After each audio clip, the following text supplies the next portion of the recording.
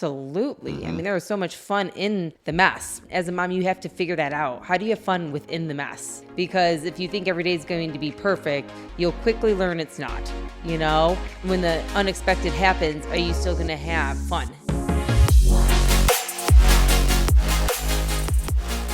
Hello, everyone. We are Greg and Jacquie Francis, and welcome to High Performance Parenting, where our passionate goal is to encourage you to raise champion children in a crazy world. Every week, we will bring you multiple episodes from our extensive experience of raising our six happy, healthy, successful, godly kids who are confidently equipped to win big in life. We deeply believe that any parent who is provided with the right knowledge and continual support can raise amazing kids. And when they do, all of our futures get better. If raising up future generations of absolute champions matters to you as much as it does to us, here's how you can contribute. Like and share this podcast with everyone you know. And together, let's embrace this journey of raising champion kids in a crazy world. Welcome back, everyone. It's hard to take Greg serious right now. Don't just stare at me like that. I just got done watching Greg get himself in the right mode to do this podcast, and it was cracking me up. Topic today is how do you do a podcast with an immature spouse? I would be able to write a book in it. I would be able to write a book in that. Well, you still have another book to write first there, Missy. Well, the second one about immature podcast spouse would come very easily to me. So you want to write a book about me? It's amazing. Go figure. You probably want to be on the cover. I always figured you'd want to one day. Yeah. You'd want your picture on the cover. Gosh, so we're continuing our questions here, right? I do have a question for you. Why did the man put his money in the freezer? I have no idea. He wanted cold, hard cash. I just want to know when this whole thing started and when it's going to end. And who on our podcast team thought it was a good idea to suggest this? That's what I want to know. Nobody suggested it, honey. It's just me just using my own creativity. Yeah, let's stick to You're welcome. Let's stick to our lane and let somebody else stick to their lane. All right. Well, we were still on this question. What do you do when you're feeling overwhelmed with kids and you don't want to lose your temper? And then, we've gone down the thing is, and I think people are probably realizing this, is that that it's like, I feel like a lot of times a question almost has a desire for a quick response. Yeah. Or like a quick one thing you can do. But like we're discussing here, high level anyways, it's like, this is something we've been building in. And you got to just start building stuff in, like schedules. Without schedules, I just feel like there's going to be, like we discussed last time, there's not clear expectations. So then life conditions throw a monkey wrench in them almost daily, if not hourly. And that creates anxiety from the parent, from the kids. So you got this ball of anxiety going on, which then leads to overwhelm. And then you're just going to pop probably at some point. So trying to teach someone when things get to that level, how do you actually be really strong in that moment? Our philosophy is more like, let's do what we can to not let it get to that. Right. And if you haven't started schedules already, you can start at any age with your kids. For sure. Don't think, well, I didn't start when they first came home and now they're 6. So yeah, I can't do this. They're not too far gone. You know what I'm saying? No. So don't just throw, this episode doesn't apply to me because I have 8-year-olds. You know what I mean? Like that is not the truth at all. Mm-hmm. And so I just want to remind people, like some of the suggestions we have, yes, we might have started some of them earlier, but it's continuing them that matters. It really is. So I hope you're taking some new notes on this because it really can help you at any stage of parenting. Yeah. And, I was thinking about it when we were talking last time about just these chunks of time, depending on the age your kids are, there's different schedule. And of course, it's going to be in your book of what it's going to look like. Yeah, back to my book, right after I do that other one. But, like Hunter's got her nap schedule right now. And obviously our 14-year-olds don't have a nap schedule. However, we still have like downtime kind of scheduled pretty much every day. Or, school will kick up here a little bit with what we have them doing. And you have a very set schedule. I mean, we write it on the refrigerator. Yes. Everybody memorizes it. There's an expectation that you're going to do the work between this time and this time. And then I know I can plan work, because we're not going to be doing stuff as a family. I know when the kids aren't doing the schoolwork. So I kind of try to get a lot of my work done while they're doing work. So then if we want to do a golf day or whatever, there's those windows. But the thing that's interesting about it is, and here we are, we're teaching high performance parenting, right? I mean, that's the theme. We're how to raise champion kids, not how to just raise average kids and barely escape parenting, and kick them out of the house at 18. We're talking about equipping and raising high achieving champion kids, especially in a nutso world that we live in right now. But one of the things that we learn all the time that is so important for us as high achievers is time blocking. Correct. I mean, just think about it. With all the distractions and all the noise today, I mean, like right now, if we didn't put our phones on sleep mode, they would be buzzing every few minutes, Correct. right? And it would be distracting because we'd be probably looking at it. It could be a notification, something. It could be a text from someone. We have all these different things. We run multiple businesses, and so there's opportunity for such low productivity and high anxiety all the time if you don't time block. Everybody I've ever studied that's a high achiever, they block times. They all do. They all take, I'm only focusing on this thing for the next hour. And then maybe it's a mental break because an hour is probably what I can get. And then it's another hour of something else. And without even really realizing we're doing this is what we've been teaching our kids. We've been teaching them how to time block, right? And it's going to help them in the future. Yeah. And because of that, they're pretty good at it for their age, you know? So a little bit about our schedule for our kids at this age. I mean, so we homeschool our children. We call it cool school. Yeah, it's called cool school. But, we have the most amazing tutors that assist us, and our children have been thriving. We've been doing this for I think going on 6 years now. And so, that allows us to have the freedoms and the choices in our life. Clarity on homeschooling for a lot of people that have never done it before. I know there's a lot of fear around this because, you think as a parent, how can you take this on, or will you be good enough to be able to educate your kids and stuff? And, we went through all those same fears. We'll do more podcasts on this topic, but the reality is we are more like the principal and superintendent, if you will. Yes. We are the coordinators, we are the organizers, but we have positioned our kids with the right programs that they each learn individually the best with the right tutors that they can do Zooms with and everything else that really relate well to them. And we spend the money, we put the energy in so they can get a good education. We are careful about what they spend their time learning because there's a bunch of idiots out there that are literally trying to put anything in their own agenda into our kids' minds at this young, fragile states, and it's just it's ugly, it's ridiculous, it's evil. And so we're real careful. On top of that, we don't give our kids a lot of topics that waste their time. Yeah, we definitely are preparing our kids to take over the world. Yeah, I mean, we are trying to think big picture and big kingdom picture, really, with their giftings, what we want to accomplish as a family, and what we want to have our kids thrive in. And because of that, even at their age now, they have learned how to time block. You know what I mean? They have really learned what works best for them, and they each grow and change differently. Each of them are individuals. A lot of times people have asked us, well, how do you keep them all on a schedule? I mean, my kid's personality isn't like that, or my kid doesn't really enjoy that kind of stuff. And again, I just want to go back and remember what we were even saying is that I just feel like it's the best thing I can do is to be a responsible parent is to keep my kids on track so that they can thrive in every area. And with that comes where they don't get to make choices because they're too young to understand the choices that they're trying to make right now. Well, having immature people in positions of leadership is a disaster. And you got to look at your kids. If your kid's 5, your kid wants to lead just because instinctually that's natural to want to try to grow, and that's how they're created. But let's just face it, they're so immature. For us, they don't get to make the decisions. Right. You know what I mean? Our house doesn't get run by 5-year-olds or 6-year-olds. We are the leaders here. That's our responsibility, which means that we need to respond to our ability to lead regardless of what their opinions are, because their opinions are very immature right now. Agreed. And so with that comes, the understanding again of what we're trying to do big picture too in our life and what we're trying to accomplish every single day. So I just want to throw it out there to you guys that, the whole point of schedules and taking care of, your family unit is to really be able to accomplish what God has put you on this earth to do. And with that, for us to be able to do that, we're going to have schedules. We're going to have expectations. We're going to have situations where we have to say no to certain things because it doesn't fit in our schedule. And there's going to be a kid or two that says, I really wish we could have went and done this or something like that. And we have to have those conversations because it just isn't going to work out that day for us to do what you want. Now, there's other days that they get to thrive and change and do what they want. But it all just depends on what is going on with what we're trying to ultimately achieve.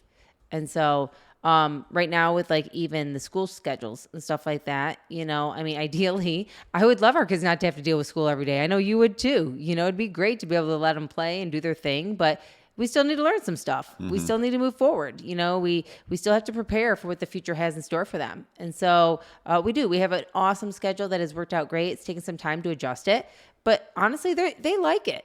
And they might not tell me I love having a schedule, but what they do tell me is, gosh, Mom, I want to tell you everything I learned today. Gosh, Mom, I'm so excited about this topic. And they notice it when it's not, like we're in summer right now. You know what I mean? And so there hasn't been a schedule for a little bit. Like there will be when school kicks back up here in another month or so. And you can see they're getting a little bored, but just because they're getting bored doesn't mean we change everything we got to get done to accommodate and cater to it. So in other words, I'm just making a point, like, it's like when they get a freer schedule at the end of a school year, they're all like, this is amazing. But give them about 3 weeks, now they're kind of like, okay. And we're like, hey, there's a lot of weeds that need to get pulled out in the garden out there. I know you're really looking for something to do. So they're like, dang. Darn it all. Yeah. I didn't mean I was bored. We got kids cleaning your Land Rover right now. I got Abby working on the sprinklers in the yard right now. So you have Abby and you have a sprinkler guy. So I'm not really sure what's happening right now. In fact, I think they're out there working together at this point, But, and we'll talk about this later. I mean, we're jumping on topic so much, but they're all making money because, we've taught them one of the ways you make money is find things that somebody else doesn't want to do and go do it well. Yeah, that's true. Anyway, so they're out there making money right now. We're teaching them entrepreneurialism. They don't even know they're going through a class, but they are. Yeah. But, you ended up last time talking about how important it is for parents to make sure they back each other with schedules. You want to talk about that a little bit? Yeah, I mean, jump in because I feel like, it's definitely an area that, women will come to me sometimes because typically, in some situations they're home, you know what I mean? Or if husband and wife is home, typically the wife though is attending the kids more so than some of the guys. And I'm not saying the guys aren't hands-on, but I'm just saying that's typically the situation. Kids and mom are kind of hanging out quite a bit. And so with that, though, moms can get exhausted. Most of the day we're spent, it feels like, doing a lot of correction or cleanup or, the stuff that, isn't always the fun, glamorous stuff, right? Now, are there fun things in there? Absolutely. I mean, there is so much fun in the mess, right? There's fun in the mess. And as a mom, you have to figure that out. How do you have fun within the mess going on? Because if you think every day is going to be perfect, you'll quickly learn it's not. When the unexpected happens, are you still going to have fun in the mess? But with that also comes that you get exhausted from it. If you're the one all day doing the cleanups and correcting the kids and telling them what they can and can't do and being the disciplinarian and getting them into naps and taking the time to do all this stuff. And then, dad comes in, like in our situation, and doesn't back mom and help her out and just pretends like either doesn't see what's happening or like doesn't take the time to say, how can I help you? Like, what does help look like to you? Not just what I think it looks like, but what does it look like for you? Yeah. Or, just jumps right into all the fun and never helping with any of the correction or any of the schedule. Like, no, you're going to go take a nap now.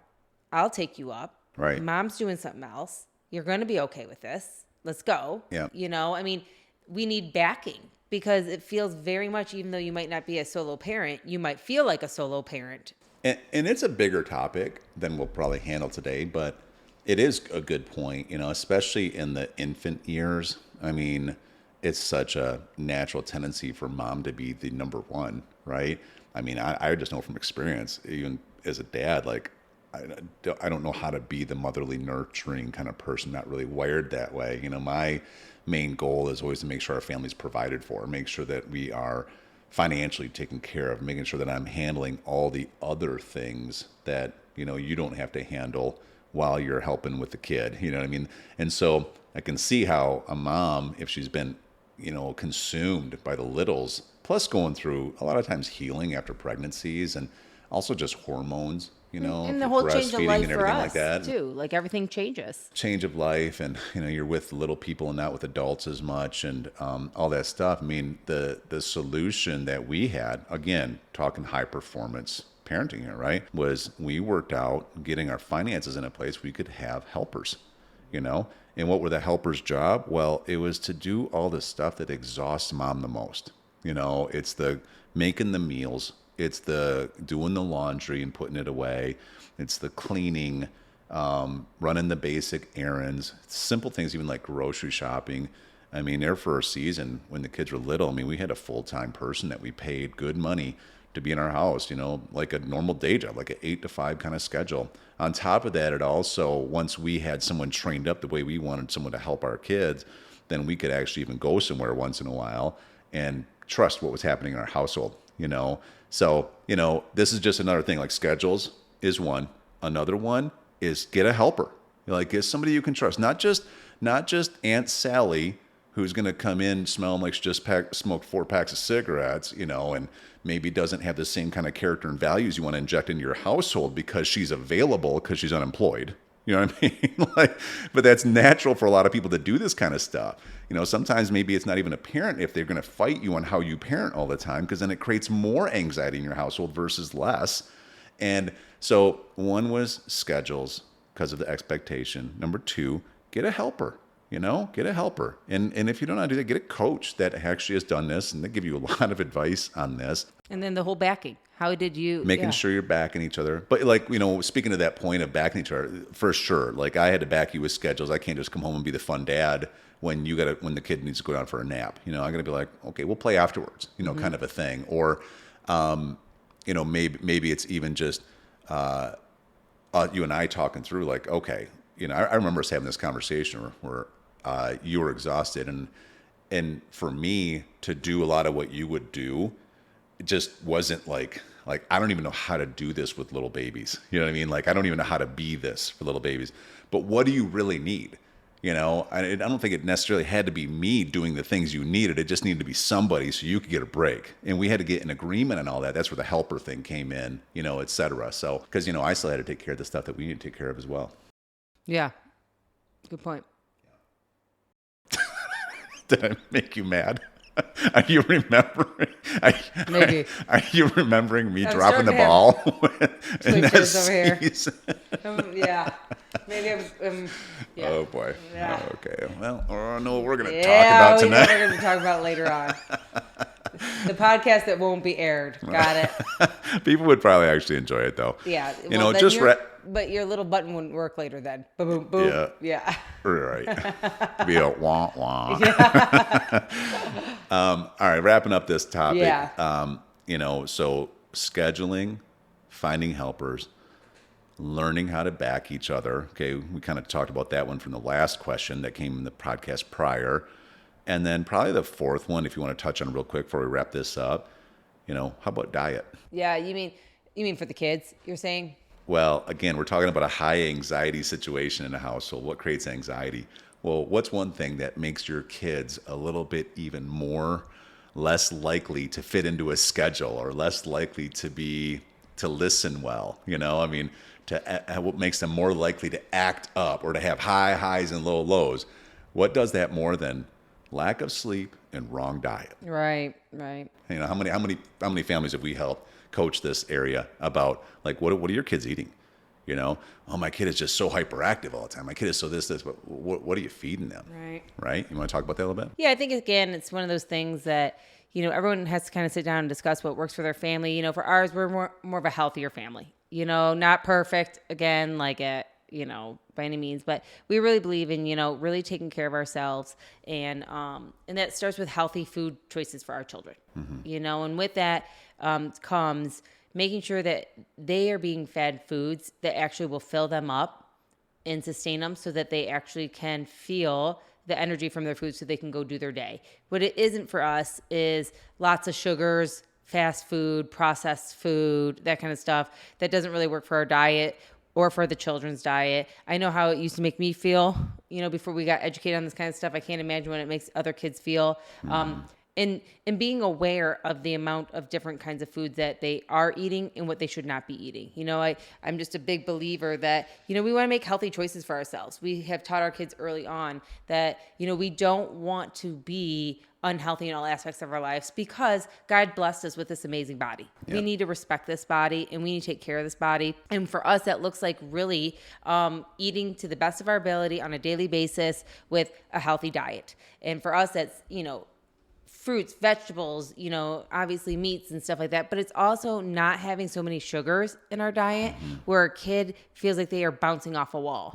I mean, we don't have pop in our house. We don't do those kind of things or juice boxes and stuff like that. That's just not what we do. Yeah, you know what I mean? Too much junk in them. For us, we just really feel like on a daily basis, let's pick healthier choices. So that way when we go out and do things and you want to have a special occasion, you might have some stuff out when we're out at dinner or with people. It all kind of averages itself out and we don't have to worry about it. So because of that, we've just found that our kids are like, they listen better. You know what I mean? They are more aware of, their sleep habits because they are definitely eating better, and they're sleeping better. They're going, just as simple as they don't have things they're trying to combat all the time. So if they do get a symptom of some sort, if you have the wrong kinds of foods in your body's not strong enough to be able to actually protect you against it, let alone fight it once it's in your body. Yeah. You know what I mean?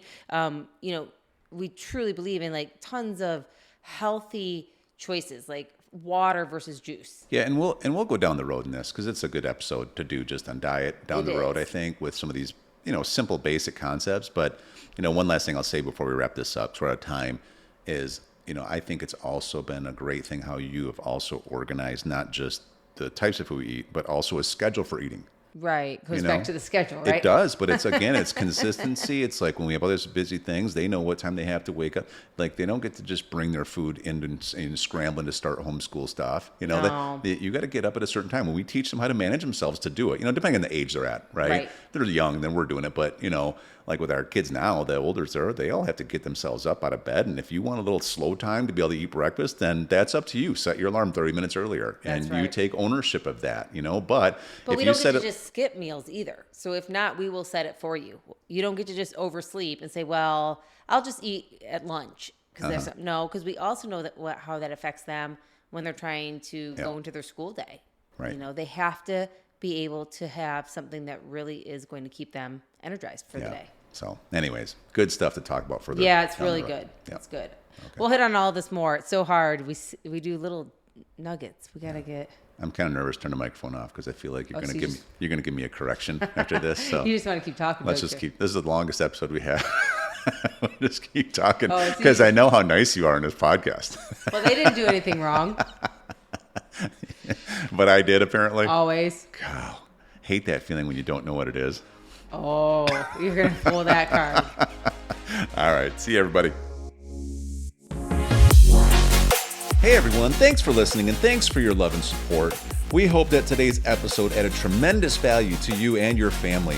It would mean so much to us if you would partner with us on our mission of helping parents around the globe raise champion children in this crazy world. To do so, simply take a moment to like and share this podcast with everyone in your network. And we have great news. You get more of us. You can expect new episodes every Monday, Wednesday, and Friday morning. So be sure to consistently tune in with us and enjoy our show. See you next time.